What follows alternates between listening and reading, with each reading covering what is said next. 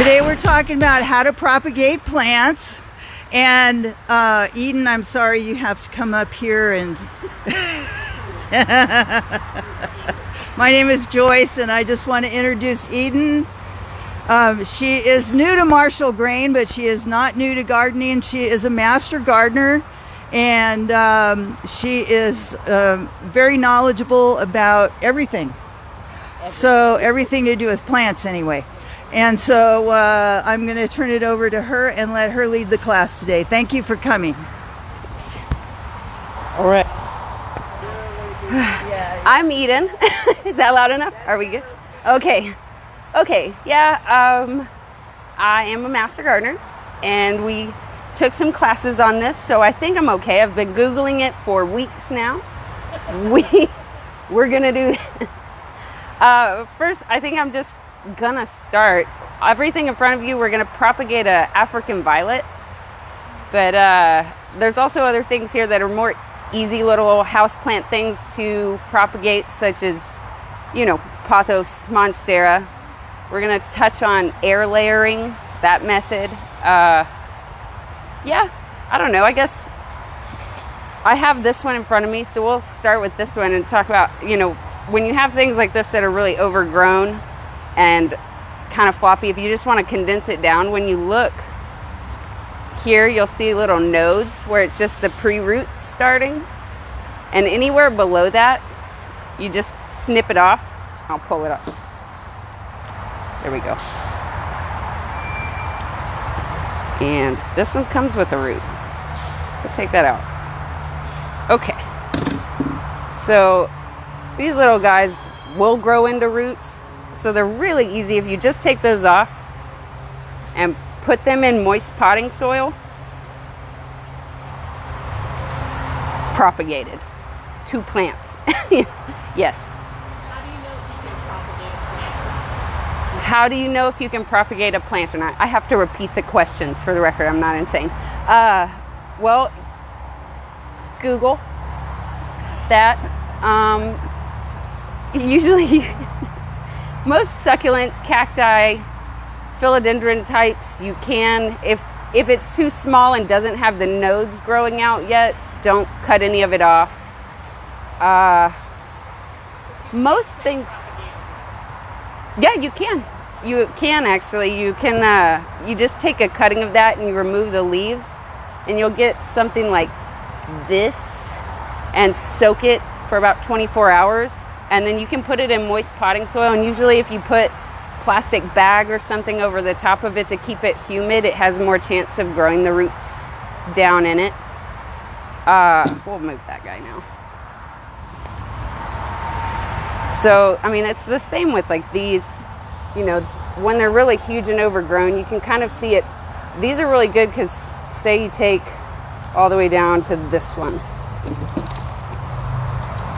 You can actually take at the edge of every leaf. That's a plant. That's a plant. That's a plant. And that's a plant. And so all of these you can just stick where the little node is, right into the soil, and it will continue to grow. It's a great way to, if you want 100 houseplants, this is how I do it without spending $100. I'll just stick more of those in there. But pretty much any of those vining, leafy types, you can see the little nodes on them and figure out, how to cut them off. Just trim them up a little bit and put them in more dirt, and they thrive. They're really easy to propagate. Let me put you here.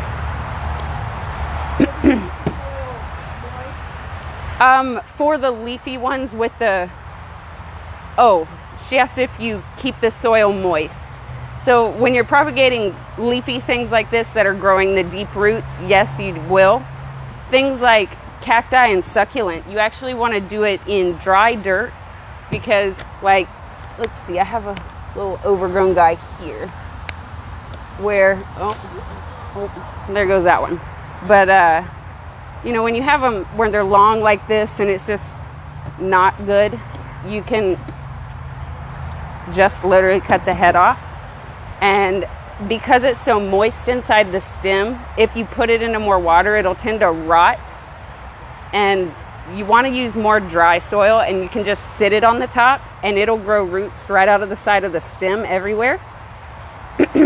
Also, if you just take the leaves off of these and sit them on the top, dry soil, they'll grow, and then the leaf will start shriveling, and then you could mist it with just like a little water bottle. But the roots kind of will come out and do their own thing. Like, you want to hand that back to her? That one's kind of how the leaves will just start going off like that and growing the whole new little baby plant right in it. But that guy was, nope. We'll sit you to the side for a second. Okay. Oh, also with the leafy ones that grow the roots, another fun thing is you can just stick them in water and they'll grow roots. And once their roots are like 6 or so inches, you know, you'll start seeing them really filling up the water. You take it out, and then you would keep it in moist potting soil for a while so that it doesn't go into shock from coming out of the water. That's a really fun one. These are just, we have one sitting behind the cash register up there that just found a piece on the ground, stuck it in water, and it's growing roots in an old cut in half plastic water bottle. It's pretty easy to do. And then this guy's actually not going to die either. He'll continue, like you see, you can't see it, but here he's got already other stems growing out, and because he's not putting all its nutrients into that big long head, it'll start sending out more little baby heads on the side and just fill it out into a more bushy plant. Okay. This one's the same as that. You know, you'll see the little nodes on the end. And sometimes they'll actually start, like this one's already kind of got a root part growing on it. And you just cut, you know, a couple centimeters below that and stick it in dirt, and it will grow like crazy. Cacti are really the same as succulents. I have a glove because I always don't do this, but we're smart today. Like this guy, you can just take the head of it and twist and take off a paddle, and we'll do it on this one. And you just kind of lay it sideways, again on dry dirt, because it'll take in too much moisture and rot and get slimy and gross. But all the little spines and roots will start growing out the end where you twisted it off. But you want to try and not damage the end, so like a gentle twist, so that it doesn't, you know, if you snap it off and part of the bottom breaks off, it's not going to root as well. But this one, I had done this one just in the window. Again, we were unboxing all of those, and a bunch, and like this one's already got the little roots. And then once it starts growing, this also just, these were moss. I just found the top of it. So it'll root itself and become its own plant. Those are really easy. These kind of cacti, you know, you don't twist it off so much. It'll grow the little babies to the side. I'm gonna pull this one out. There. So, and like that, propagated. Now you have two, or there's littler babies you can pull off and sit to the side.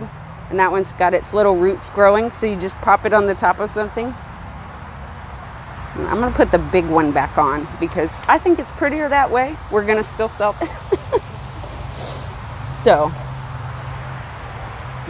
I mean, it's really not that hard. The cacti and succulents are one of the easiest things. I have a lot of plants in my kitchen, and sometimes cats will just knock the succulent leaves in the floor, and then when you're sweeping, you'll see them already making roots just from the kitchen floor. And you just stick them on a pot of soil and it'll grow. These are cool. Once we got these in, you know, everybody wanted it for this, but this has 6 little babies and you could pull them all out together. It's kind of more of a tuber type situation. I'll pull him out too. Come on. Into my hand. All right. So this one, you know, you just kind of want to get under and snap it off of the mom, and you just stick it in the top of soil. Plant, you know. They're so great. And they grow really quickly because, I don't know, once they snap off, it's like they have this will to grow and just go crazy. But so today we're mostly going to focus on the African violet. And so I'm going to slice off little leaves. Let's see. So with these, you can take any of the, you want a mature leaf, but not one of the like older, you know, bottom leaves. You want more like these type at the top where they're full. And then you go down as far as you can and cut it at about a 45-degree angle on the stem. And then I'll cut enough of these for all of y'all. I'm gonna, oh, I guess I can't walk around. You wanna grab these and hand them out? And so we'll cut off, how many? 4, 5, 6, 7, 8. There's another one. 2, 3, 4, 5. Oh, it's also important you use a sanitized knife, which I did clean this morning. And if you were gonna switch from, say, cutting this plant to that plant, you would sanitize in between. But because we're just cutting off this, if this plant had a disease, I'm not gonna spread it to itself, so you don't have to sanitize between every cut. When you say sanitized, you mean just wipe it off? Yeah, I use rubbing alcohol. You just wipe it down with like a rubbing alcohol or hand sanitizer. I feel like we all have hand sanitizer at this point. Yeah, not just plain water. You want Yeah, to like sterilize it.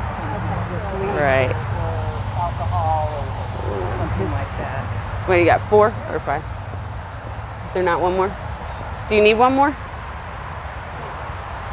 No. Okay. So, with this one, you know, you all have the little dowels. I think the easiest way is to kind of just make a little hole right in the middle, big around as the stem, but not too deep. Maybe only 1.5 centimeters or so, or 1 inch, depending. You don't want the top of the leaf to touch the soil. You just want the stem in there. I'll do one.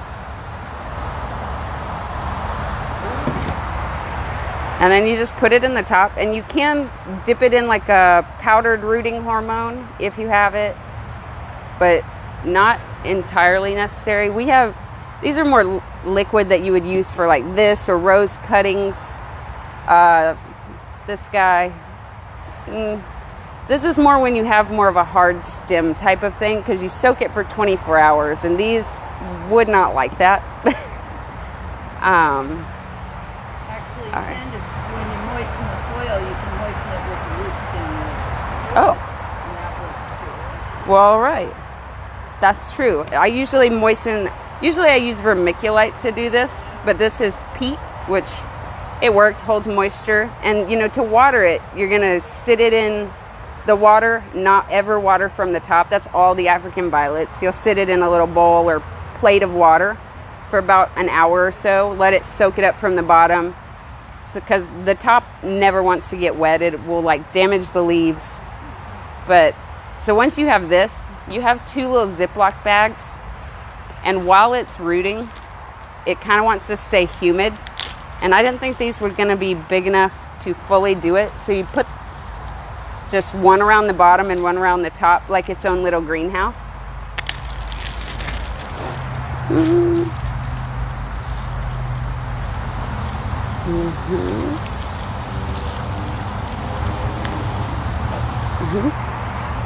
And try not to let the bag touch the leaf, but you just sit this in a warm, medium light place, and in about 6 to 8 weeks, you'll start seeing right at the base teeny tiny little African violet leaves growing up.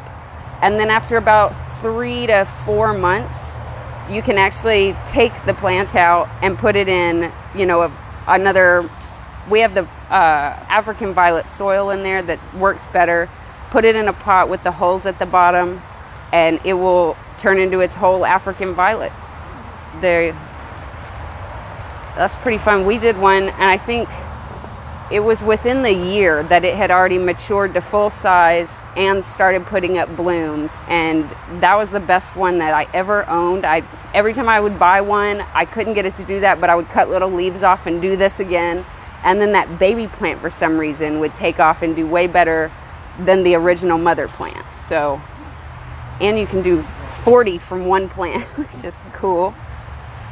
I think that's, I mean, once you take it home, it doesn't want to be watered for really the first 6 weeks. That's why you keep it in the bags, so you just sit it and forget about it kind of thing.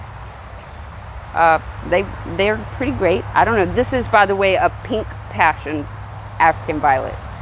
So it'll be pink and sparkly like a mermaid.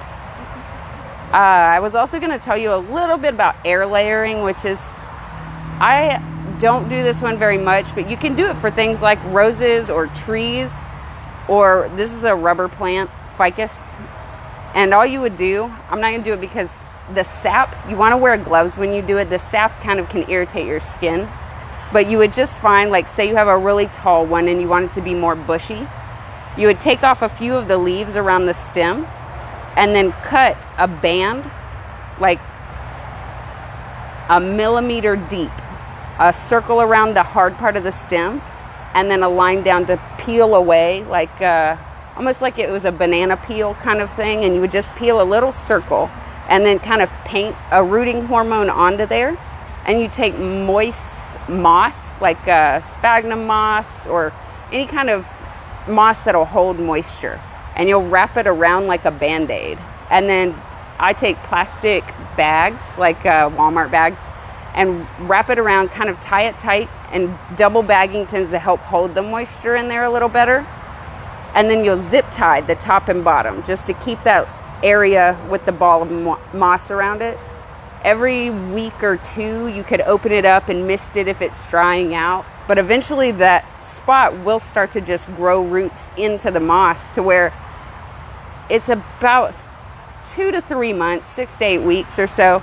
You can just snip it off right below the bag, take the bag off and plant it in a pot of potting soil, and it'll start branching out from the spot you cut it off. The mother plant will start branching out more little branches there, and then that original one will start growing straight up, and you can do it again to that one.